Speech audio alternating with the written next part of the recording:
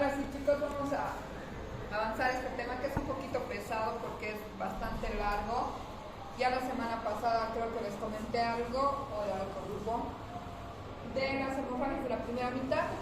Entonces, lo primero que nosotros tenemos que saber para hablar de cualquier patología de aquí en adelante es saber la definición, las causas, el diagnóstico y el tratamiento, ¿no? Entonces, enfóquense en esas cosas y vamos a empezar a hablar de las tres hemorragias de la primera mitad más comunes.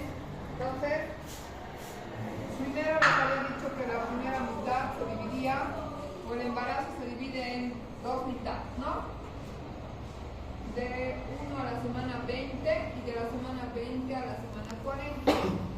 Por motivos de viabilidad o que el bebé es más viable a partir de la semana 22, 24, incluso la primera mitad se ha llegado por la OMS a definir como la semana 22.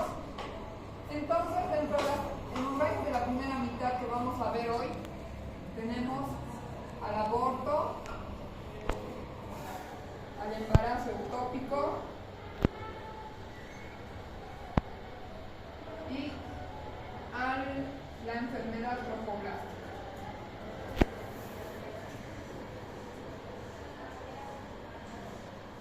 Las tres tienen la característica de que se presentan en la primera mitad hasta la semana 22 y, como su nombre dice, hemorragias de la primera mitad, hemorragias de la primera mitad del embarazo, tienen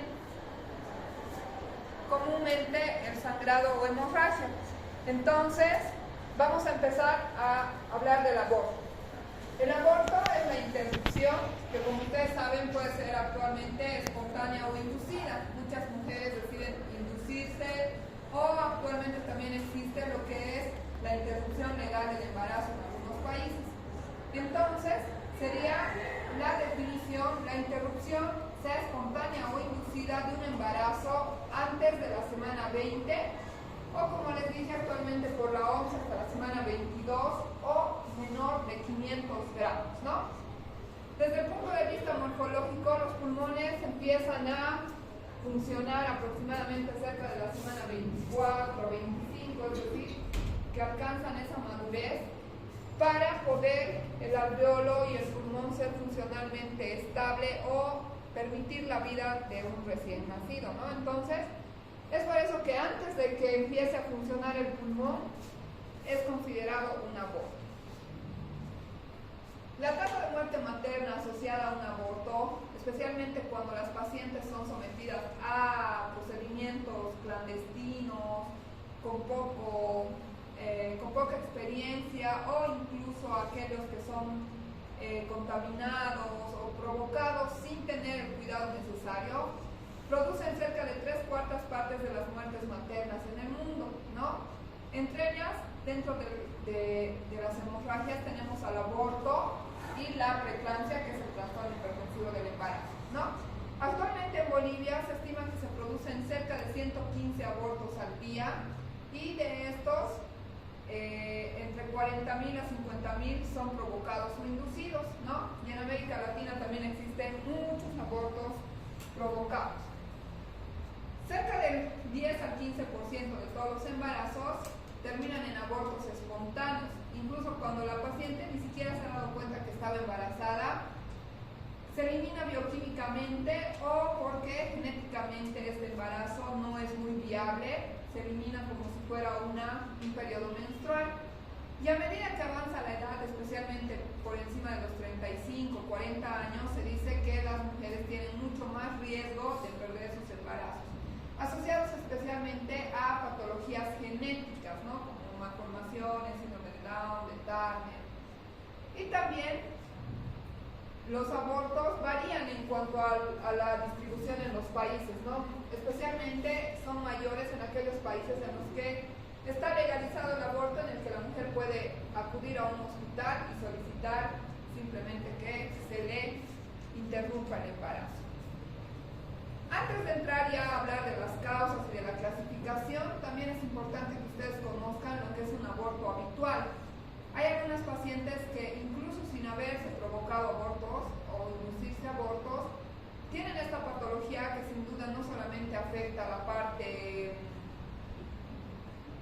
fisiológica, ¿no? En la que pierde uno y otro embarazo, sino que también afecta a lo que es la parte psicológica, porque la paciente tiene alguna causa que hace que se pierdan los embarazos espontáneamente.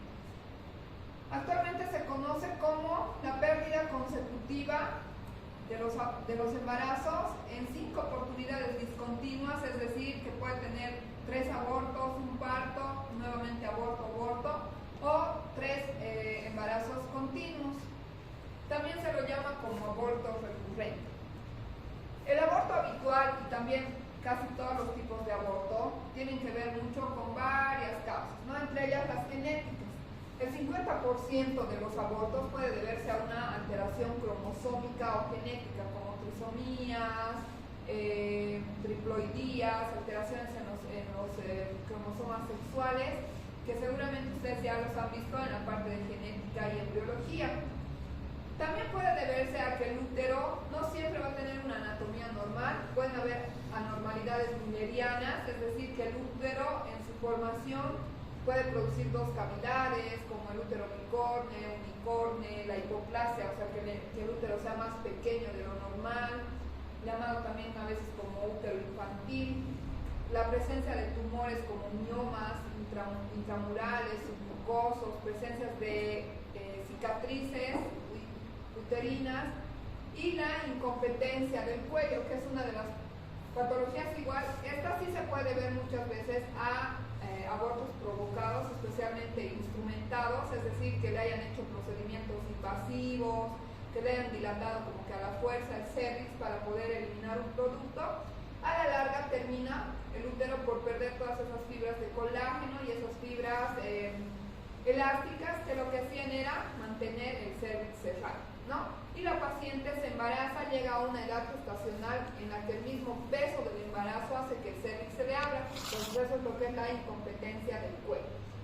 También patologías endocrinas como la insuficiencia del cuerpo lúteo, enfermedades maternas como la diabetes, hipertensión, hipotiroidismo es una de las causas principales de pérdidas espontáneas de embarazo.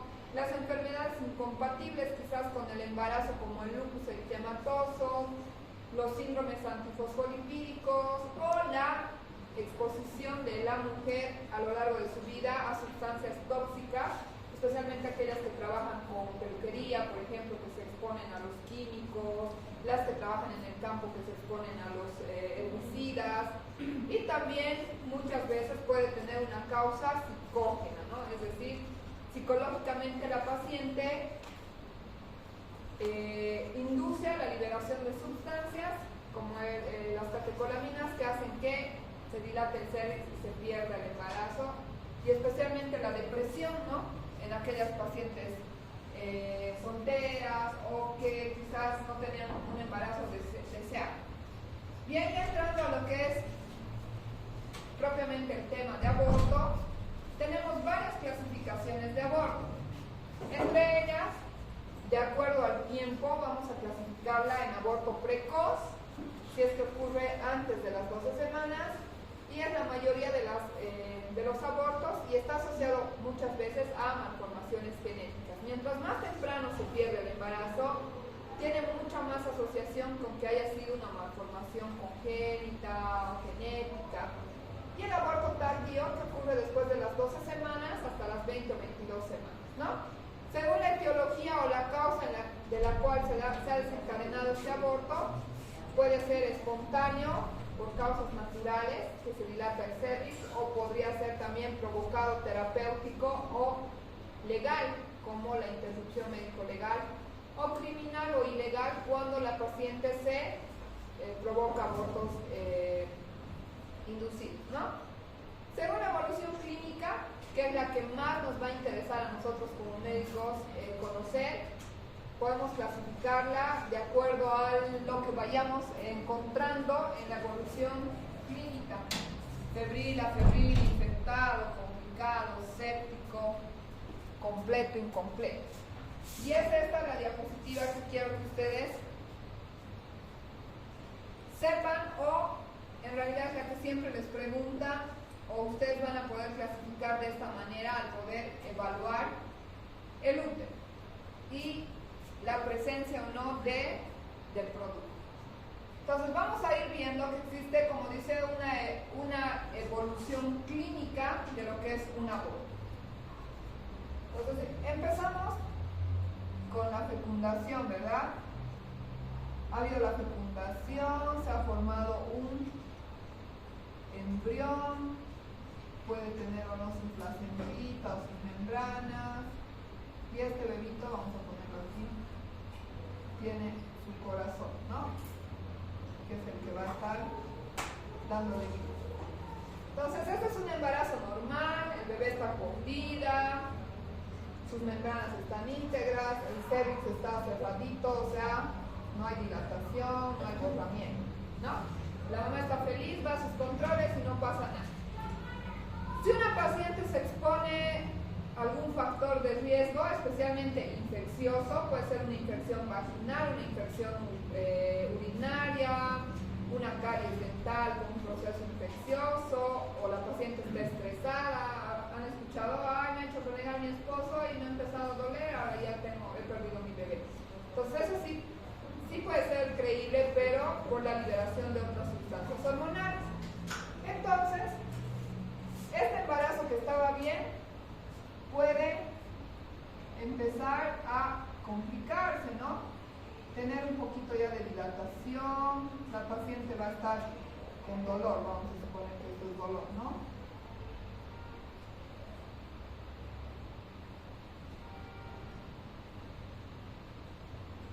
Entonces tenemos a la primera, a la amenaza de aborto.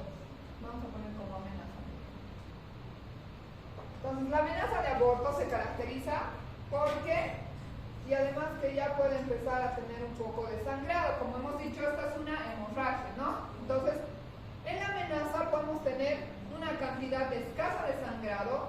El cervix, por lo general, no está modificado, pero sí ya puede estar empezando a modificar, es decir, que está empezando a abrirse, ¿no?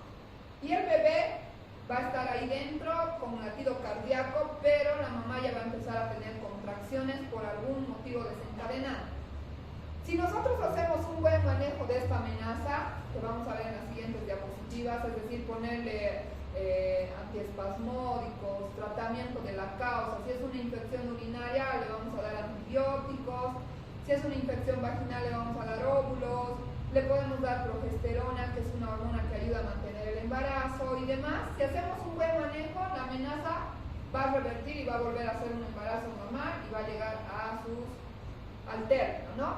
Pero si nosotros en esta amenaza no hemos hecho nada o la paciente no ha acudido al centro donde estamos trabajando, va a ir evolucionando. Entonces la siguiente etapa de esta evolución clínica va a ser el aborto en curso. Como vean aquí en la imagen, el útero va a empezar a dilatar más, el sangrado va a ser mayor, el bebé puede todavía estar con vida, tiene su latido cardíaco, la mamá va a tener mucho más dolor, la mujer va a estar gritando de dolor y el cervix está modificado, dilatado, ¿no? Incluso esta bolsita en algunos casos ya puede estarse saliendo completamente, o sea, ya hay una dilatación capaz de hacer que este embarazo se pierda. Entonces eso se va a conocer como aborto en curso. Hay una variación en lo que es entre el aborto inminente o en curso y el aborto inevitable. Cuando este aborto en curso tenga las membranas íntegras,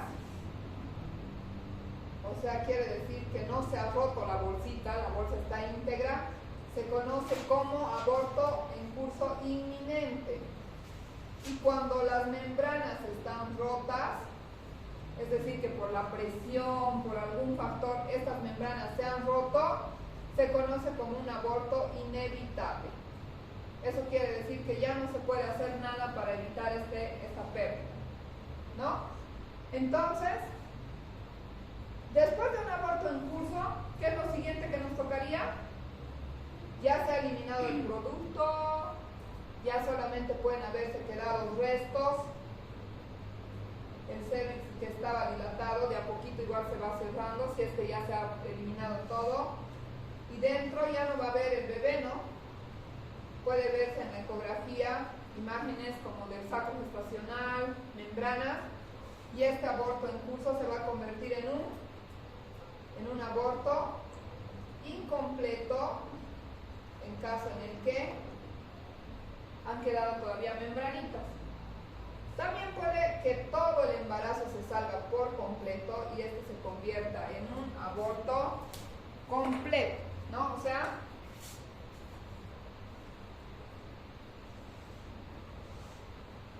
que el uterito se quede completamente vacío y a la ecografía ya no hay ninguna imagen.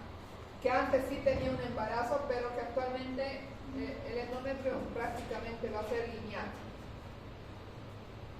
O sea, ya no se ven imágenes de restos. Eso se conoce como aborto completo.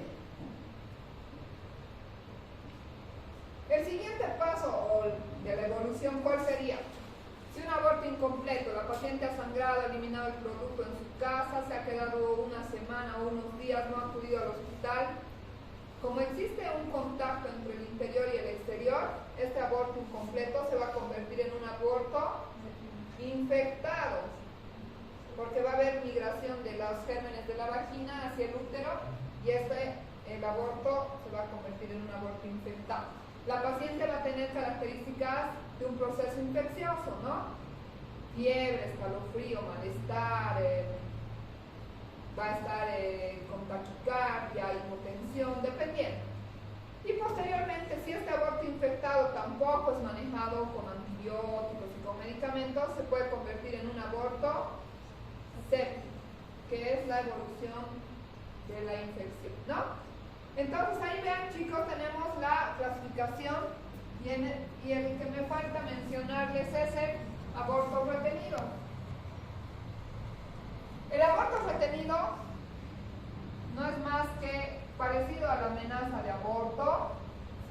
El producto va a estar íntegro, el saco íntegro, muchas veces no hay dilatación, el cuello está cerrado, pero la diferencia en el retenido es que en este caso el corazón ya no tiene latido. Es decir, que como que el bebé se ha muerto ahí dentro. Entonces, eso es lo que se conoce como un aborto retenido, que está ahí, ha dejado de crecer, ha dejado de avanzar su embarazo, pero ya no hay latido cardíaco.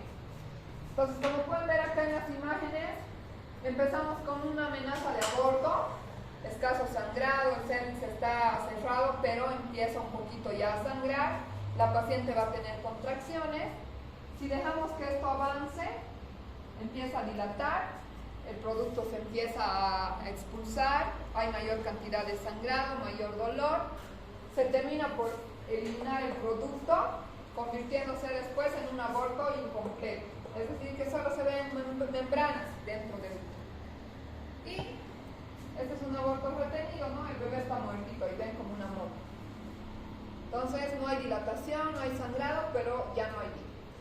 Y por último, si es que esto se eliminara por completo, se conoce como aborto completo. Si el incompleto se infecta, infectado, séptico. Y el habitual, que ya lo habíamos mencionado antes, era el que se va a repetir en varias oportunidades. Ya entrando entonces, chicos,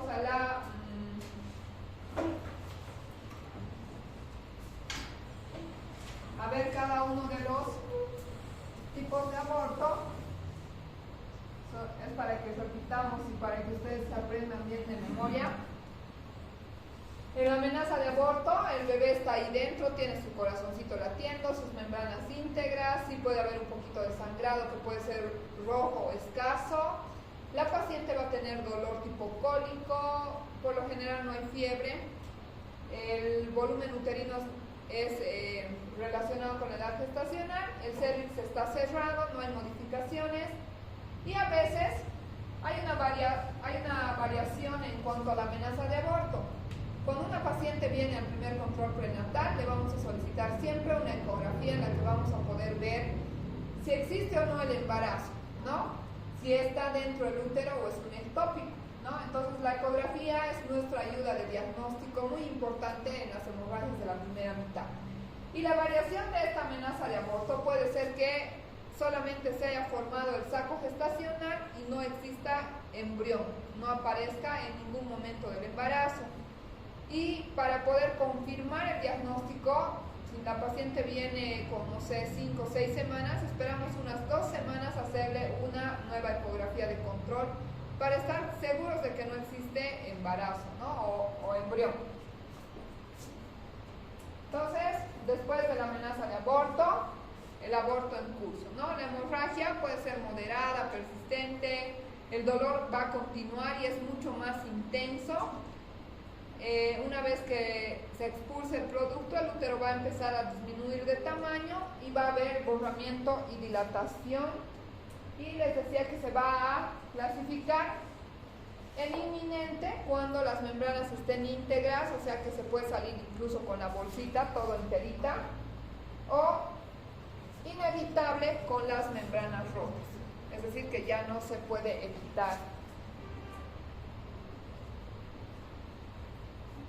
El aborto completo va a ser aquel en el que se elimine por completo el embarazo, el producto, sus membranas y los anexos, es decir, las membranas ovulares, ¿no? Y la placenta si hubiera. El dolor que era moderado posteriormente ya no está presente porque ya se ha evacuado todo por completo. Los restos expulsados a veces se pueden ver enteritos con el producto ahí dentro. El cuello va a estar entreabierto, se expulsa el producto, inmediatamente se contrae y se cierra, ¿no? Y a la ecografía vamos a tener un útero vacío. Cuando nosotros mandemos a hacer una ecografía ya no se va a ver ninguna imagen, como les decía, de embarazo. Y generalmente este se presenta entre las semanas 6 y 9, ¿no? Después de un aborto en curso, se elimina el producto, pueden quedar todavía restos de membrana ovulares. Mientras haya contenido dentro del útero, el útero va a continuar sangrando, entonces la hemorragia puede ser moderada, acentuada, o incluso nosotros al examen especular vamos a poder evidenciar membranas en el cervix, ¿no? Que se están saliendo. El dolor puede ser moderado, va a ir disminuyendo a medida que ya se haya expulsado el producto. No hay fiebre, el volumen uterino va disminuyendo y el cuello está modificado y entreabierto. Entonces ahí está el aborto retenido.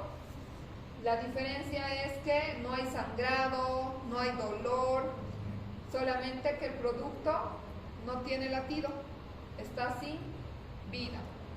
Y esto puede quedarse sin expulsarse por varias semanas. La única manera en la que la paciente se va a dar cuenta va a ser al hacerse una ecografía en donde se vea que el bebé ya no tiene latido cardíaco.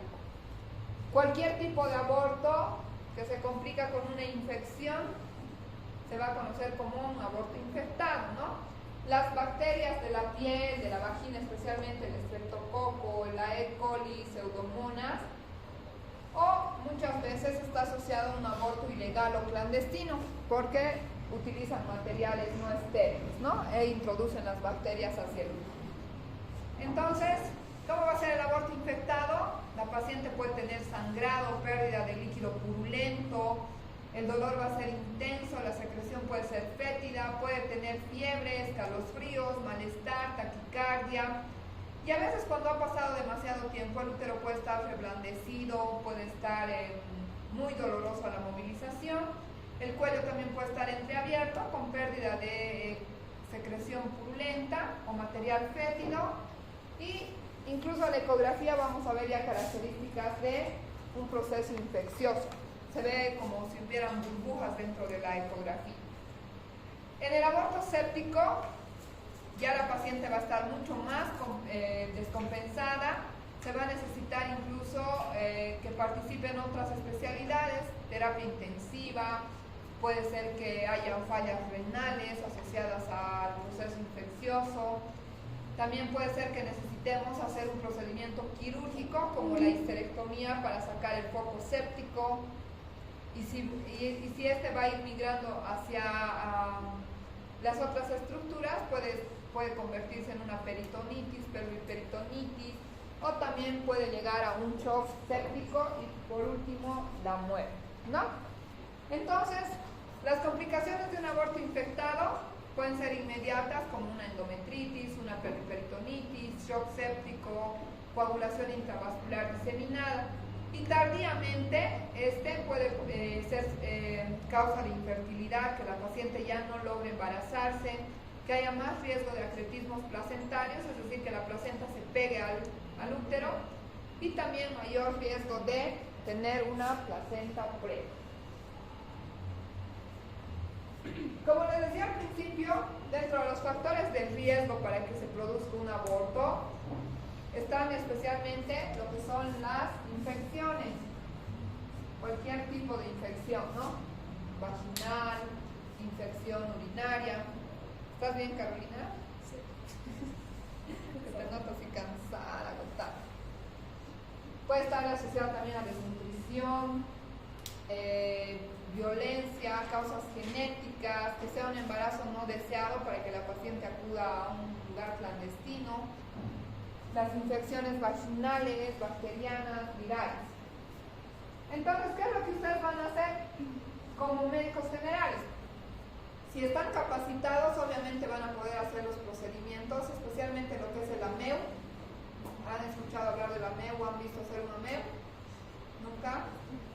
Bueno, el AMEU es uno de los procedimientos que usamos como tratamiento a los abortos incompletos.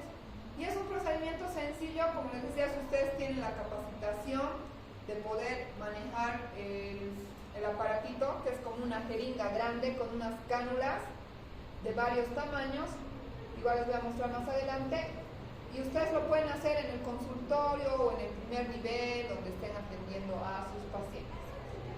Pero básicamente, quizás ustedes lo que tengan que hacer sea estabilizar a la paciente para poder transportarla o referirla a un lugar donde sí le van a poder ustedes hacer o le van a poder hacer el manejo. Una vez realizado el diagnóstico, para poder ustedes hacer el diagnóstico van a tener que estar primero seguras de que la paciente está embarazada, ¿no? Les dirá o le preguntarán si ha tenido su última menstruación, cuándo fue, sospechan de que está embarazada o tal vez la paciente ya tenía una ecografía y ya sabía que estaba embarazada y les dirá estaba embarazada y ha empezado a sangrar. Lo que ustedes tienen que hacer es hacer siempre un examen especular. ¿Conocen el espéculo ya a estas alturas seguramente o no? Entonces, introducen en la vagina y van a poder ver el cuello. Si el cuello está cerrado, hay o no sangrado, viene de la cavidad.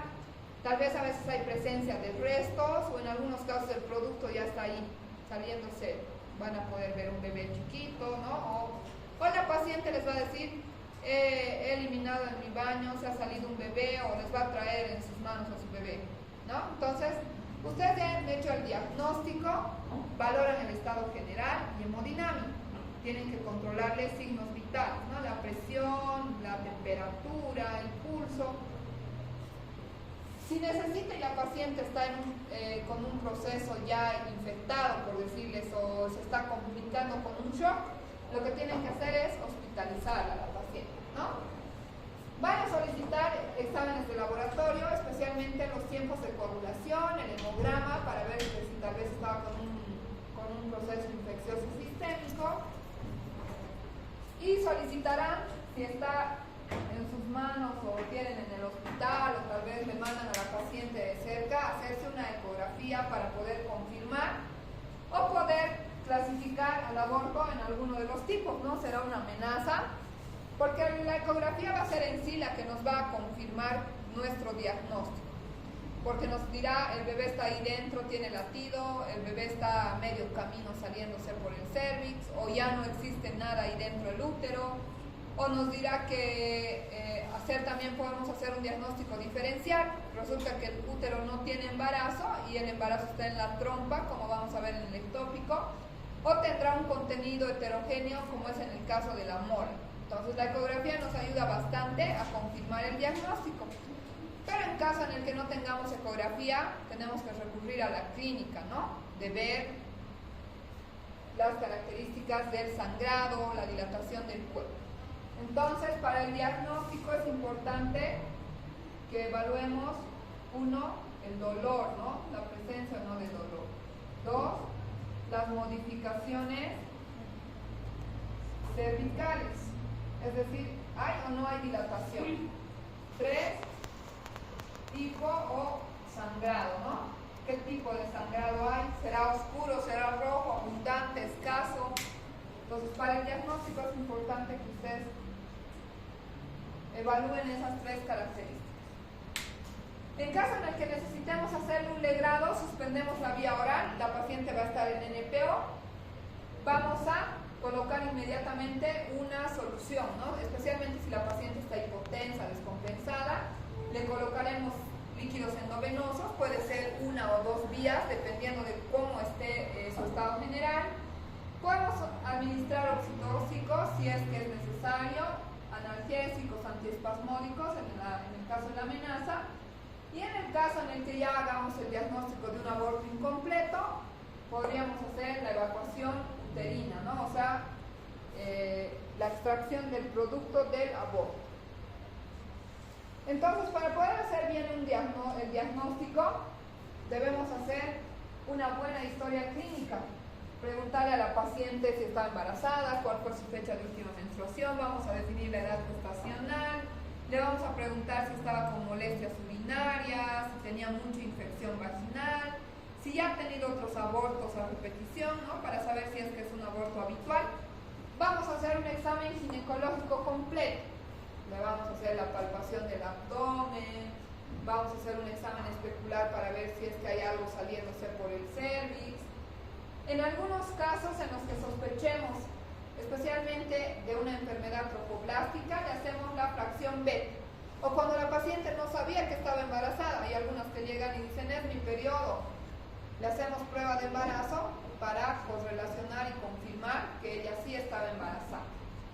Vamos a solicitar una ecografía transvaginal. La ecografía transvaginal, chicos, se hace especialmente por debajo de las 12 semanas. Por encima de las 12 semanas solicitamos una ecografía transabdominal, porque el bebé ya, y el útero ya es más grandecito y el bebé ya se puede ver mejor por arriba. Pero casi siempre solicitamos una ecografía transvaginal. Tenemos que evaluar lo que es el tipo de sangrado, el dolor abdominal y ver si hay o no expulsión de restos. Bien, entonces ya hemos hecho la evaluación, hemos hecho nuestra ecografía y resulta que el bebé está dentro del útero, hay escasos sangraditos, su corazón del bebito está bien, entonces vamos a manejarlo como una amenaza de aborto, ¿no? Haciendo todo para evitar que este se convierta en un aborto en curso, luego en un incompleto y demás. Se le puede indicar a la paciente el reposo absoluto, aunque en algunos casos también se le puede pedir que tenga más cuidado, ¿no? O sea, no hacer muchos esfuerzos físicos. Las amenazas de aborto, chicos, no siempre se internan, dependen mucho de la clínica, de cuán adolorida esté, cuál es la cantidad de sangrado y también depende mucho de si hay o no dilatación, cuál es la causa que nosotros hayamos encontrado o cuán deseado es este embarazo. Si la paciente no ha tenido ningún embarazo, ya es mayor y no sé, les dice que desea mucho y está triste por esto, es mejor internarla para mantenerla en reposo con los medicamentos. Debemos indicarle abstinencia sexual, analgésicos, antiespasmódicos. Podemos utilizar básicamente los medicamentos de elección para el manejo de esta amenaza va a ser la indometacina, que es un antiprostaglandínico que se utiliza por vía oral o por vía rectal. Más que todo utilizamos nosotros la vía rectal, 100 miligramos por 3 días, ¿no? Le pedimos a la paciente que se coloque un supositorio cada noche durante 3 noches, ¿no? Antiguamente se utilizaba el diazepam, especialmente si la paciente estaba descompensada, deprimida, pero casi nunca se utiliza. Sí podemos utilizar asociado a la indometacina antiprostaglandínicos, ¿no? Antiespasmódicos como el Viadil, el propinoxato, y también usamos las hormonas como la progesterona. La progesterona es una hormona que normalmente se produce en una mujer embarazada hasta que aparezca la placenta. Su función de la progesterona es mantener el embarazo, es decir, nutrir el embarazo mientras la placenta aparece. Entonces puede ser que sea un déficit de progesterona y le vamos a indicar a la paciente que tome o que se coloque por vía vaginal. La progesterona, que viene así como unas perlitas pequeñas, vienen de 100, 200, 400 miligramos y podemos utilizar de acuerdo a la clínica, no vamos eligiendo si le damos 100, 200. Por lo general utilizamos el de 200. Y también podemos utilizar algunos otros progestágenos como el Dufaston, que viene en tabletitas, que también es un medicamento recientemente aprobado. Y lo que hace es lo mismo, ayudar al nivel de progesterona para poder mantener este embarazo, ¿no? Eso especialmente en casos de insuficiencia del cuerpo lúteo o cuando ha habido abortos recurrentes que probablemente se deban a un déficit de progesterona, entonces podemos utilizarlo con mucha mayor razón. Cuando el aborto ya es inevitable, es decir, que hay un aborto en curso, hay dilatación del cervix, la membrana se rompe, eso va a ser casi imposible llevarlo hasta el término, ¿no? O sea, no vamos a poder tener un embarazo por tanto tiempo porque se nos puede infectar. Entonces, en esos casos, lo que utilizamos va a ser el legrado o el aspirado, ¿no? Una vez que se haya eliminado el producto, cuando ya sea un aborto incompleto, o en los casos en los que haya que madurar el cervix, cuando el embarazo es más de 12 semanas, lo ideal es siempre esperar a que primero se elimine el embarazo, se elimine el producto y después recién poderle hacer un procedimiento. Pero cuando la membrana se ha roto, la paciente viene porque ha perdido líquidos, un embarazo pequeño, podemos utilizar maduración cervical con misoprostol, o sea, inducir a que dilate el cervix y elimine el producto, ¿no? También vamos a utilizar, asociados a la ruptura de membranas, antibióticos porque hay esa conexión entre el interior y el exterior. Cuando hay un aborto completo, la evolución muchas veces es favorable y no necesitamos hacer un procedimiento. Sí podríamos darle algún antibiótico si hemos detectado alguna infección o para prevenir simplemente. Y los casos, es raro que en un aborto completo necesitemos hacer un procedimiento. Puede ser un ameo o un legrado, ¿no? Pero en los casos en los que sí hay un aborto incompleto, en esos casos sí vamos a hacer los procedimientos que les menciono. En un aborto retenido, habíamos dicho que el retenido es cuando el embarazo está dentro, pero el bebé se nos ha muerto. No hay sangrado, el cervix está cerrado. En estos casos hay que inducir a que el cervix dilate. Para eso, cuando el embarazo es de menos de 12 semanas, le vamos a administrar misoprostol. Podemos utilizar 200, 400, 600, 800, dependiendo de la edad gestacional. Le solicitamos todos los laboratorios, tiempos de coagulación, porque a veces el producto muertito ahí dentro del útero por varias semanas sin que nos hayamos dado cuenta, puede ser causa de trastornos de coagulación. Entonces le vamos a solicitar los laboratorios, como en cualquier paciente que tenga un aborto.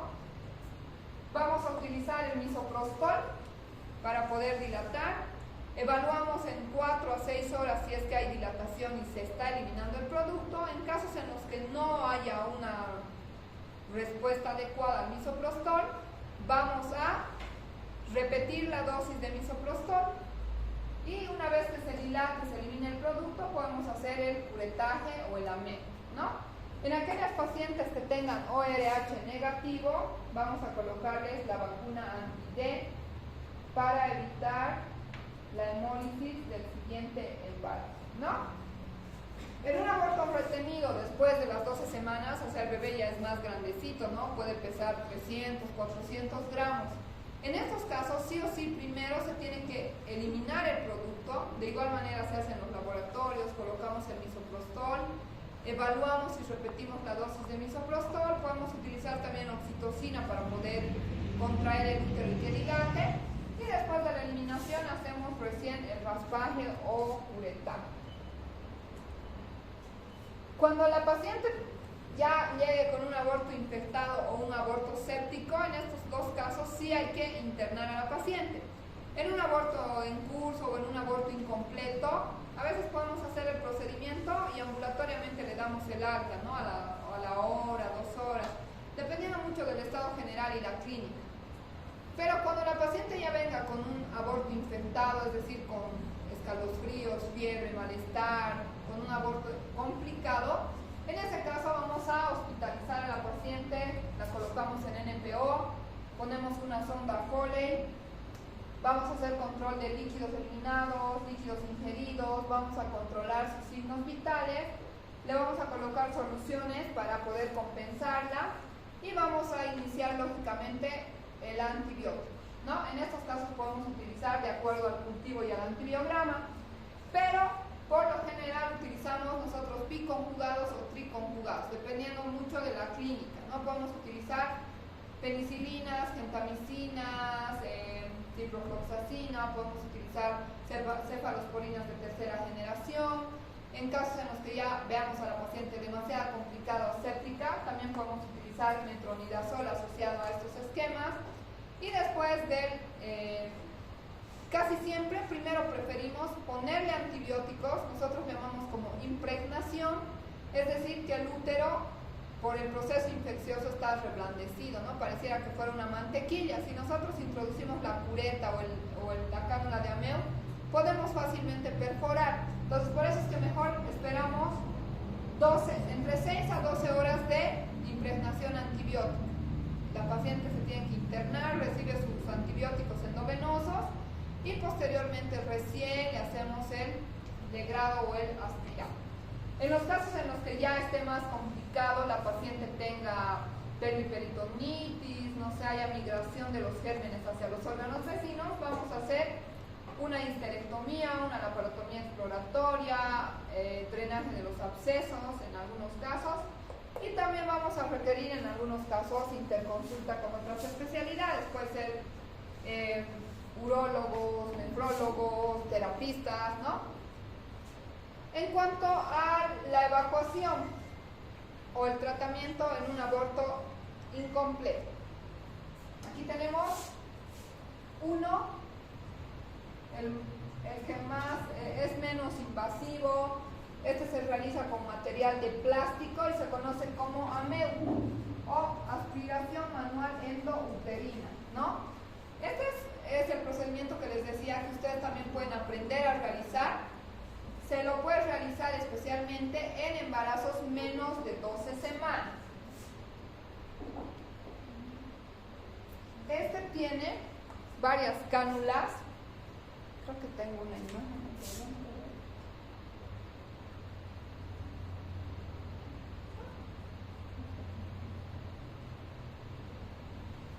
El Ameo o el equipo de Ameo tiene varias cánulas de diferentes grosores.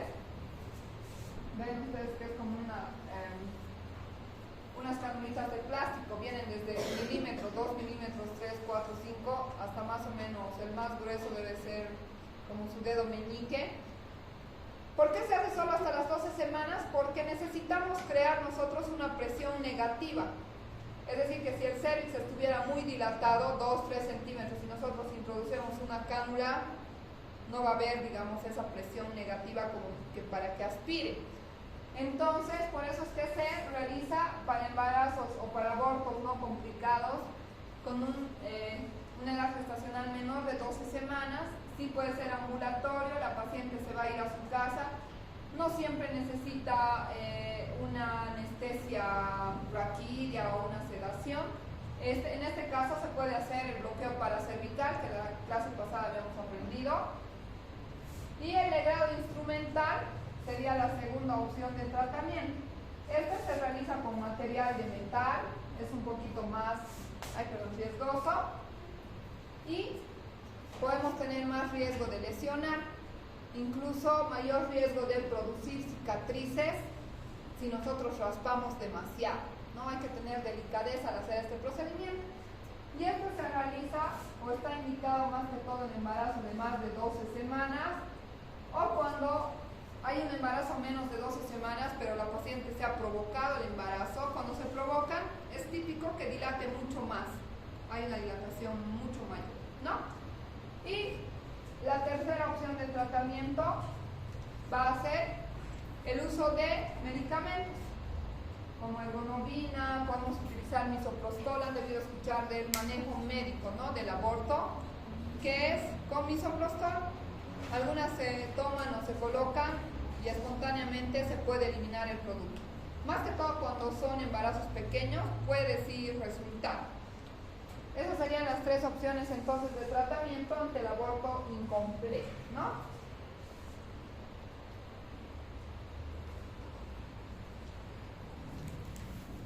Para el aborto habitual, si la paciente ya ha perdido varias veces su embarazo, significa que algo está pasando, ¿no?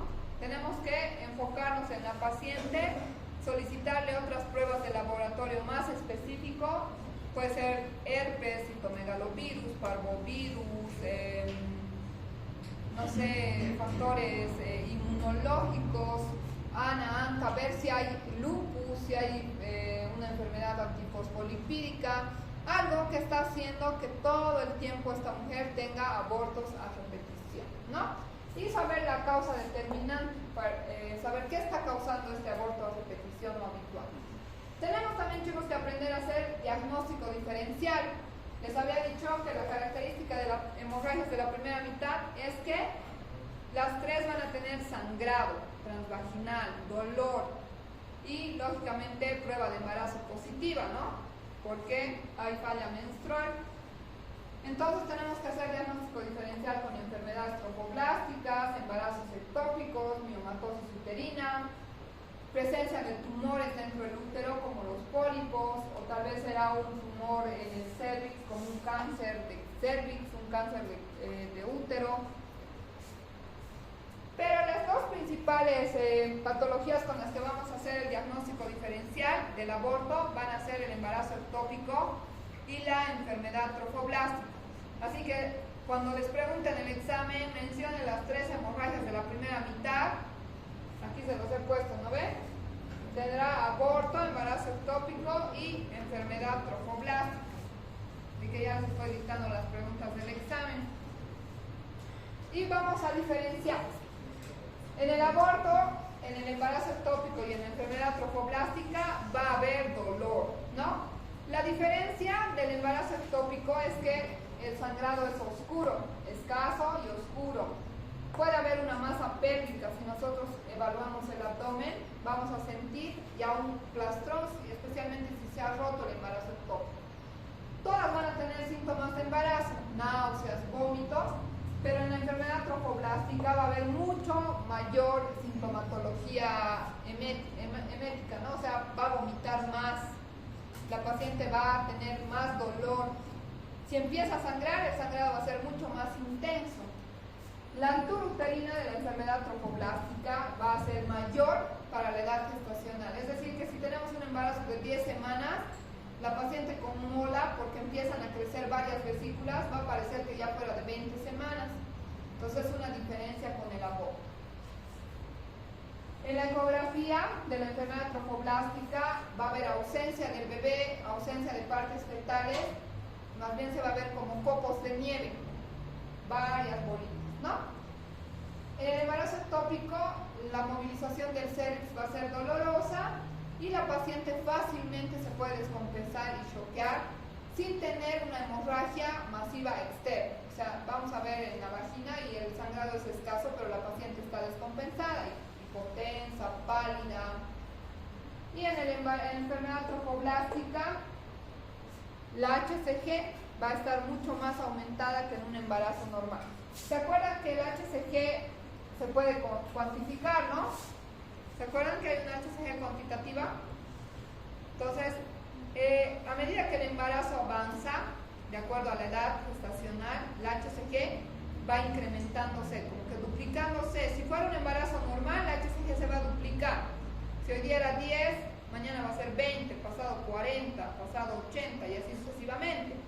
Si es un embarazo ectópico no existe tanta diferenciación, pero más o menos llega hasta una media de unos 1500 en HCG, como que se estanca. Pero en la enfermedad trofoblástica la HCG se va a multiplicar mucho más. Para 10 semanas ya estará como si fuera de 3 meses, para que me entiendan, ¿no? Entonces esa es también una diferenciación si queremos utilizar la HCG o la cuantificación de la HCG como diagnóstico diferencial. Si el aborto va a ser infectado, tenemos que diferenciarlo con otras patologías que también tengan fiebre, escalofríos, malestar. No quiere decir que porque la paciente esté embarazada directamente, si tiene fiebre, escalofríos, dolor muy intenso, va a ser un aborto infectado, ¿no? Entonces, el diagnóstico diferencial del aborto infectado puede ser con una periperitonitis, una apendicitis, una peritonitis o una infección urinaria fuerte también puede ser, ¿no? Vean ustedes en esta imagen, en un aborto incompleto, este es el saco gestacional, líquido amniótico, y se ve este tejido como un tejido más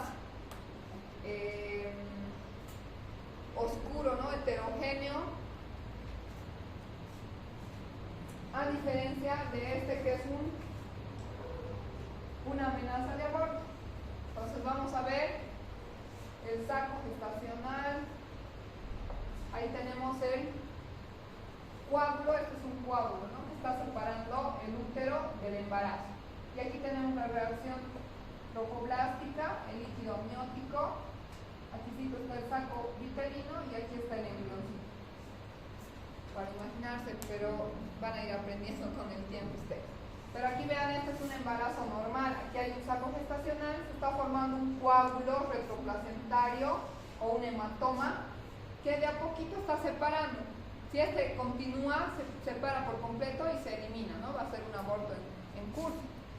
A diferencia de la otra imagen que habíamos visto, ahí ya no se ve ningún saco gestacional, no se ve líquido amniótico, no se ve embrión, solo se ven las membranas así como un tejido heterogéneo. ¿Y cuáles pueden ser las complicaciones de un aborto? La hemorragia, cualquier tipo de hemorragia va a llevar a una anemia, ¿verdad? Sea de causa obstétrica o no. Puede también estar asociado a infecciones, especialmente si el aborto es inducido o provocado, ¿no? Si van a un lugar clandestino sin nada de asepsia ni antisepsia. También puede estar asociado a alteraciones de la coagulación, una coagulación intravascular diseminada. En casos de abortos retenidos, infectados o molas, también puede estar relacionado con perforación uterina. Si hacemos un legrado uterino sin cuidado, o sea, sin tener el cuidado necesario, podemos muchas veces perforar. No siempre cuando vaya a un lugar clandestino, también puede pasarnos a nosotros que no tengamos cuidado y perforemos el útero. En algunas perforaciones puede haber que se cierra espontáneamente, rápidamente el orificio, o en algunas puede provocar un hemoperitoneo, la paciente tener descompensación y tener que entrar a colocar unos puntos de sutura a nivel de la perforación. Puede también haber lesiones a órganos vecinos. Si hemos perforado y nos hemos salido hasta la cavidad, podemos lesionar la vejiga, el intestino, los uréteres. También puede ser que hagamos un legrado o una MEU y no lo hagamos adecuadamente y continúen los restos retenidos y nos va a llevar a un aborto infectado más adelante. En los casos en los que las pacientes se provocan un aborto, puede haber depresión, sentimientos de culpa, y tardíamente en un aborto se puede complicar con esterilidad, infertilidad, que hayan abortos espontáneos a repetición, más riesgos de embarazos ectópicos, acretismos placentarios o placentas previas, o como les decía, si la paciente se provoca frecuentemente los abortos, puede terminar con una incompetencia ismico-cervical, es decir, que el cuello no se cierre por completo y todos los embarazos se pierdan. Por el tiempo, chicos, solamente vamos a revisar el día de hoy el tema de aborto. Nos va a faltar enfermedad trofoblástica y embarazo ectópico. No sé si tienen alguna duda sobre aborto. Ya sé que es demasiada información para